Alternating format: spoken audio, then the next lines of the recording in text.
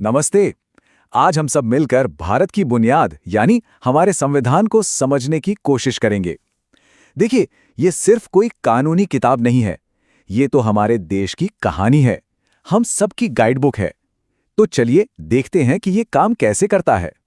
अच्छा जरा सोचिए, एक ऐसा देश जहां कोई नियम कानून ही ना हो, मतलब हर कोई जो चाहे वो कर रहा है। ये बिल्कुल वैसा ही होगा जैसे कोई गेम बिना रूल्स के खेला जा रहा हो। क्या होगा? चारों तरफ बस अफरा तफरी, है ना? बस यही वो सबसे बड़ी प्रॉब्लम है जिसे हमारा संविधान सॉल्व करता है। और इसका हल क्या है? इसका हल है संविधान। आप इसे किसी देश की अल्टीमेट रूल बुक समझ सकते हैं। एक ऐसा डॉक्यूमेंट जो ये पक्का करता है कि देश में सब कुछ सही ढंग से और बिना किसी भेदभाव के चले। तो सवाल ये है कि ये रूल बुक इतनी ज़रूरी क्यों है? वो इसलिए क्योंकि यही वो किताब है जो ये तय करती है कि हर कोई महफूज रहे, सबके हक की इज्जत हो और कोई भी, मतलब सरकार भी, कानून से बड़ा ना हो। एक तरह से ये सबको एक बराबर का मैदान देने की गारंटी है। तो चलिए अब जरा गहराई में उतरते हैं और देखते हैं कि हमारा संविधान देश को चलाने का पूरा ढांचा यानी ब्लूप्रिंट कैसे तैयार करता है। देखिए, संविधान सरकार को 3 हिस्सों में बांटता है। ऐसा क्यों? ताकि सारी की सारी पावर किसी एक के हाथ में ना आ जाए। पहला हिस्सा है विधायिका, जिसका काम है कानून बनाना। फिर आती है कार्यपालिका, जो उन बने हुए कानूनों को लागू करती है। और आखिर में है न्यायपालिका, जो ये देखती है कि कानूनों का पालन ठीक से हो और उनका सही मतलब निकाला जाए। बिल्कुल एक मशीन की तरह, जिसके ये 3 सबसे जरूरी पुर्जे हैं। और बात सिर्फ एक सरकार की नहीं है। भारत इतना बड़ा और विविध देश है, इसलिए संविधान एक फेडरल सिस्टम बनाता है। इसका सीधा सा मतलब है कि पावर को केंद्र सरकार और अलग-अलग राज्य सरकारों के बीच बांटा गया है। ये टीम वर्क जैसा है, जिससे ये तय होता है कि फैसले उन लोगों के करीब लिए जाएं जिन पर उनका असर पड़ना है। चलिए अब बात करते हैं उस हिस्से की जो हम सब से यानी हर एक नागरिक से सीधे सीधे जुड़ा है। हमारे हक क्या हैं और हमारी जिम्मेदारियां क्या हैं? संविधान को एक तरह का 2 तरफा कॉन्ट्रैक्ट समझिए। एक तरफ ये हमें कुछ फंडामेंटल राइट्स यानी मौलिक अधिकार देता है, जैसे बराबरी का हक, आज़ादी का हक, और इन हकों को अदालतें भी लागू करवा सकती हैं। वहीं दूसरी तरफ ये हमसे कुछ फंडामेंटल ड्यूटीज यानी मौलिक कर्तव्यों को निभाने की उम्मीद भी करता है, जैसे संविधान की इज्जत करना, आपसी भाईचारे को बढ़ावा देना। ये आज़ादी और जिम्मेदारी के बीच एक बहुत ही खूबसूरत बैलेंस है। अच्छा, इन अधिकारों और कर्तव्यों के अलावा संविधान में सरकार के लिए भी एक टू डू लिस्ट है। इन्हें डायरेक्टिव प्रिंसिपल्स कहा जाता है।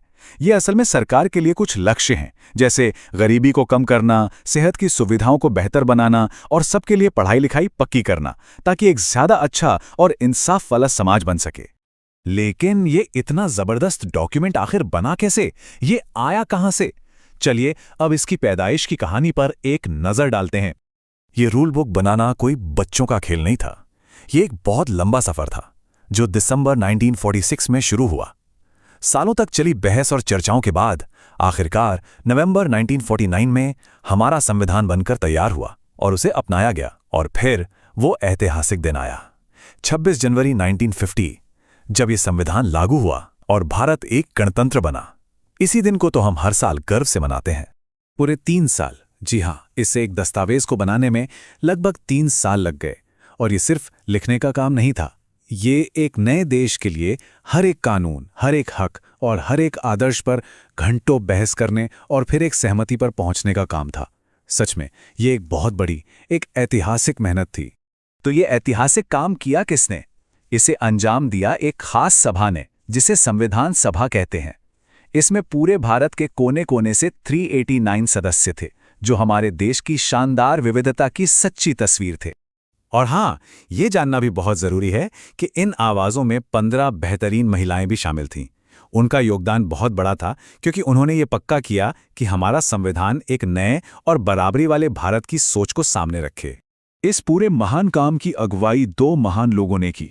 डॉक्टर राजेंद्र प्रसाद, जो संविधान सभा के अध्यक्ष थे, और डॉक्टर B.R. अम्बेडकर, जो ड्राफ्टिंग कमेटी के चेयरमैन थे और जिन्हें हम सब भारतीय संविधान का जनक भी कहते हैं। अब हम अपने आखिरी हिस्से पर आते हैं। यहाँ हम ये समझेंगे कि भारत का संविधान सिर्फ इतिहास की एक किताब क्यों नहीं है, बल्कि एक जीती जागती विरासत है। हमारे संविधान को बनाने वालों की सबसे बड़ी समझदारी ये थी कि उन्होंने इसे पत्थर की लकीर नहीं बनाया। उन्होंने इसे एक लिविंग डॉक्यूमेंट यानी एक जीता जागता दस्तावेज बनाया। इसका मतलब ये है कि बदलते वक्त और समाज की ज़रूरतों के हिसाब से इसमें बदलाव यानी संशोधन किए जा सकते हैं, और यही लचीलापन इसे आज भी इतना प्रासंगिक बनाए हुए है।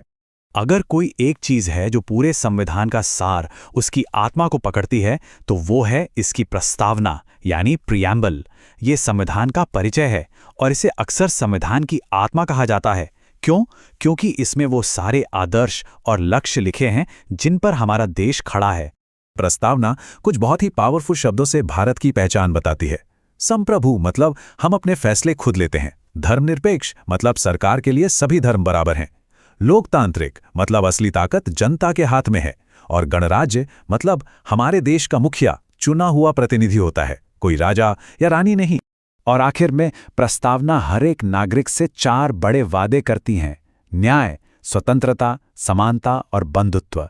ये सिर्फ शब्द नहीं हैं, ये वो आदर्श हैं जिन्हें पाने के लिए हमारा देश हर रोज कोशिश करता है।